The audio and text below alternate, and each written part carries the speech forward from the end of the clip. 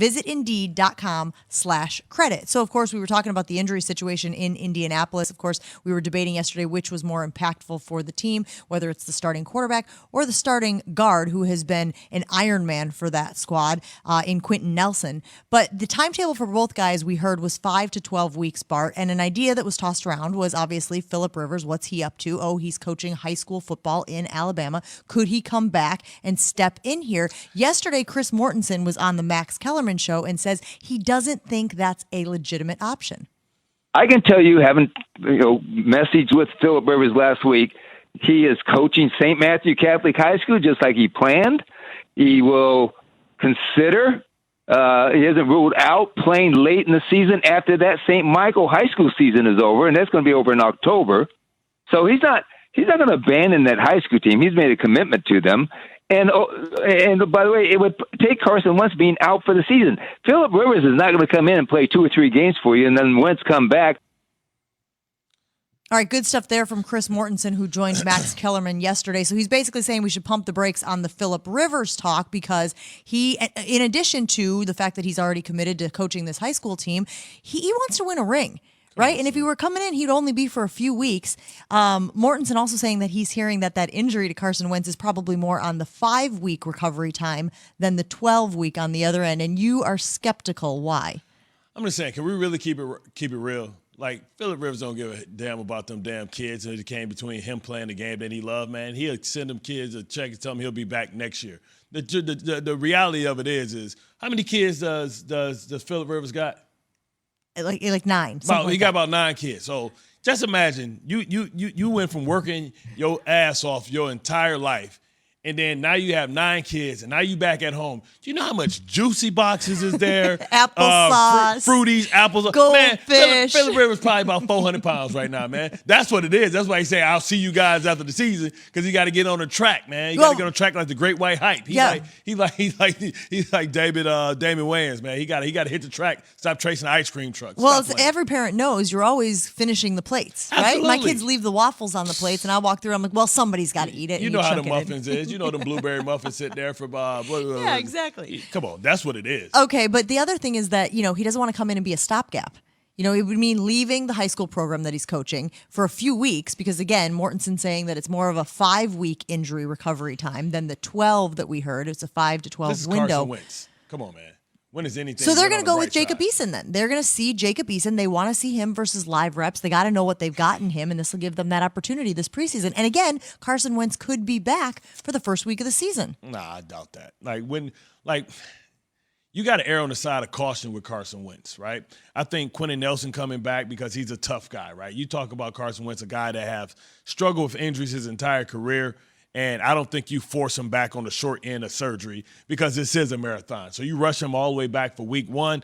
He does it twice. You injure it twice. It's a wrap, right? So you have to be sure that bone is healed, that he's healthy, that he's confident. You can't rush him back. And knowing that what you're rushing him back to, you're rushing him back to the Rams, you're rushing him back to the Ravens, you're rushing him back to the Tennessee Titans. Mm-hmm. Those aren't teams that you get healthy against. Those aren't teams that you're going to say, okay, well, I'm going to show my mobility, after or trust my foot. You want to let him come back against a soft landing. I think you try and go out and either get Nick Foles or you get somebody that's a little bit better than Eason. Eason may be a great quarterback. This ain't the time to find out if you got aspirations on trying to get above 500 so you can have an opportunity. Right there, even with Carson Wentz, those are possibly 5 L's. Yeah, early in the season, they absolutely have the gauntlet. You showing it there. Seahawks, Rams, Titans, at the Dolphins, at the Ravens, which brings us back to the Nick Foles conversation because it just makes too much sense. The familiarity there between the quarterback and the head coach and the offense. But Frank Reich was asked about Nick Foles, and this is what he had to say about him yesterday.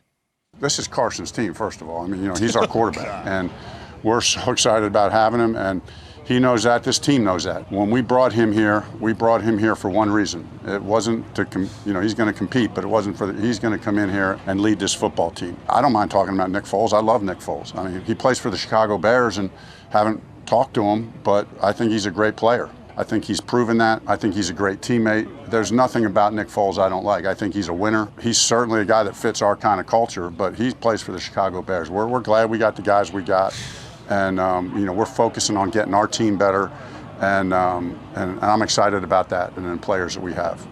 You know, when people start answering stuff that you didn't even ask a question to, like nobody asks if Nick Foles comes, is it an open competition? But he's sitting up there, he's talking to an audience of one. I mean, geez, is Carson Wentz this weak mentally? Like, he's like, well, you know, just make this sure this is Carson Wentz's team. Of course it is. Y'all gave up first-round draft picks for him. Of course we know that this is his team. His salary says that it's his team. Why does that need to be said? What's understood don't need to be said. So I think he's trying to make sure to tell Carson Wentz, listen, man, if we bring in Nick Foles, it's still your team. This isn't the Ghost of Christmas Past. This isn't, you know, Scrooge. He ain't coming to get your spot. We just may need him to get us through, and he's available. And he would be a good backup. If he was your backup, he might be one of the best backups in the league, especially within that system. A guy that you can trust, a guy not only that you can trust, a guy that you can tailor your offense to what he does well, because you know exactly what he does well with the RPOs and how he can get the team going. But this just signals to me, yeah, you might not have to call them, but you had some, you know, a friend of a friend relaying messages to him, because listen, they're guts. They can't even hold their poker face. They're like smiling as he fits the culture. He's a great guy, all those things. But you know, he's under contract with the Chicago Bears for how long? Well, and the issue with the Chicago Bears, of course, is that they have Andy Dalton, who they're saying is their QB1. number one, and then they've got QB1. Justin Fields, who people think will take over at some point this season. So you got Nick Foles just hanging out on the roster. You got him just hanging out, right, holding the clipboard. If you can trade him and take that money off of your salary cap, that allows you to go out when we have these cuts where, you know, probably the first set of cuts, if you really care about somebody and you respect them like Nick Foles, then you cut them early so they can find another job. And that's going to allow you to have that secondary free agent market where you can go out there, you can improve your football team, because it's going to be a good player, a good veteran player that may not fit on his current team that can be a missing piece for your team. Okay, so play GM, play coach for me right now. Yep. If you're the Colts and you're running things and Carson Wentz is going to be out, let's say 5 to 6 weeks on the shorter end of that scale, are you going with Jacob Eason? No. Are you giving Brett Hundley any reps? No. Or you're going out and getting Nick Foles? You see who we playing? I want somebody that can defend themselves. I don't know if Eason can defend himself, especially I don't know if he can defend himself without the best guard, arguably the best offensive lineman Going back to in the Nelson's game. injury. Right, so you're talking about, you know, teams that got good nose guards or got good blitzing linebackers going to give him pressure up the middle. Eason may be a guy with a big, strong arm, but he's not a guy that got that, you know, he don't got the dead leg. He can't make you miss in the pocket. He's a guy that can be a sitting duck if you get interior pressure. So against those teams, you think about, okay, well, the Rams, number one defense. Okay, the Baltimore Ravens, one of the better defenses. I'm not sitting a young guy there to lose his confidence and for us to say, you know what, you know, this guy can't play. It's not time for him yet to go out there and see if he can play, right? And you don't really have the run game that you will normally have because you don't have the best, you know, pulling guard in all the business. That's a good point. You've got a guy in Jacob Eason. You don't want him to lose confidence if he goes out there and gets just absolutely We saw it happen mauled. to David Carr. He's scared right now. I say, how did Dave? He flinched. Like, man, I ain't gonna hit you. What's wrong? That's what Houston did to that man.